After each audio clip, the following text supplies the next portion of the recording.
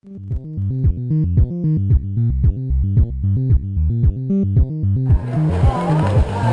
I'm with D C Rhind, author of a number of books. How was your weekend at halcon this year?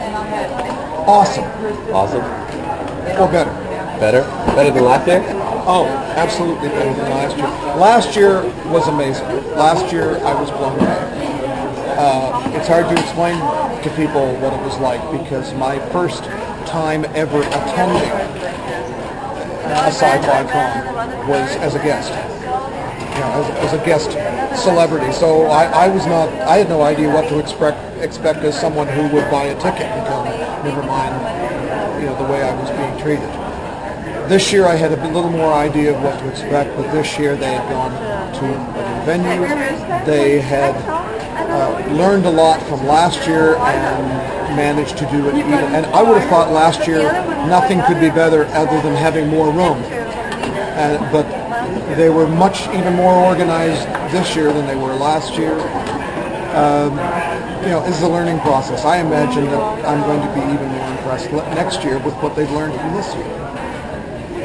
So you're coming back next year? I'm coming back next year. One of the guest coordinators, Travers Milo, jokingly said that I was invited to 2014. So, no, I don't think people realize how much an event like this does. They think in terms of you presenting what you do to the public and selling books. For me, that's the beginning. Trying to show me a part. I get so many ideas from people. I get suggestions from people. I meet people making jewelry out of chainmail. You meet so many intriguing people that give you ideas for characters in the story. Last year, the big joke between P.J. Harsma and I was that the Kill Shakespeare people were the only ones with trailers. And it was kind of like, you're going to have trailers next year, right? Had to learn how to do trailers. Have video trailers for every book now. There was pressure to have ebooks. We've done the ebook thing. I was lucky in that the nature of the contract I did with my publisher, I retained electronic rights. Thought nothing of it at the time, thinking, I'm never going to make a video game, but hey, what the heck. Didn't think in terms of ebooks. So when it came time to do ebooks, I became my own publisher of ebooks. Right on. That would be very difficult in the States. In Canada, Library and Archives Canada take you by the hand and waltz you through the process and make it happen for you. Give you your ISBN numbers for free instead of charging you $10 a number like they do in the States.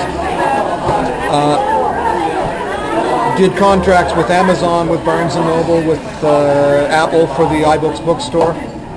Thought, okay, great. My ebooks are now selling all over North America. Wow. 4 months ago, I get an email telling me about my royalties in the UK and saying, oh yes, by the way, we launched you in the UK market as well. And so now not only am I selling ebooks in England and Scotland, but I'm getting emails from people who've been reading the books. All of these things happen because you come to things like this and you meet people who know more about what you need to do than you know yourself. The recent pressure has been the Vampire series in particular should be in graphic novel format. That we should have comic books of it. My reaction is, right, I'll just go down to the local comic book production office and give them a book and see if, it doesn't work that way. But here I'm meeting people who produce comic books. I'm meeting people who can do the art for comic books. I've been given, reams of contact information about companies to get in touch with who are producing comic books now, who are looking for work to turn into comic books. Give us your book, and we'll see if it lends itself. So the networking you get to do at an event like this is awesome. You meet people who do for a living the stuff that you know nothing about but need to find out about. Yeah, fantastic. I understand you have 2 series going on right now, and you've got 5th books, or both of them, coming out soon. The original series is the fantasy series, the medieval fantasy series, a very action-oriented sort of wizards and warriors kind of storyline, which I started writing a number of years ago when I really got serious about this. It was written over a period of probably about 16 years. So when I then got talked into doing a vampire, and I was published in the States, when I got talked into doing a vampire series and went looking for a new publisher, he found out about the previous series and wanted to do a complete re-release of it. So the final books in those never got published because of some bad blood that came between my publisher at the time. I decided I really couldn't work with them anymore. So the beauty of that was when he started publishing those, I had all 5 in the can ready to go.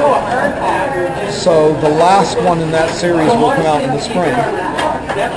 God knows when the last vampire book will come out, because the 5th one that I will be launching here next fall is finished. I'm writing the 6th one. I think there'll be a 7th.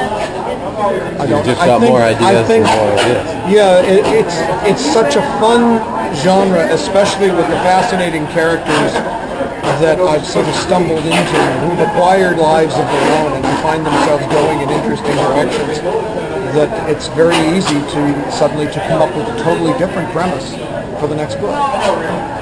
And it's one of my sticking points is that every time I do a new novel, I want to take it in a different direction. I want to introduce something that was not in any of the other books, to keep the whole thing fresh, but to constantly explore the idea and what can be done with it. Definitely. So, do you have a website?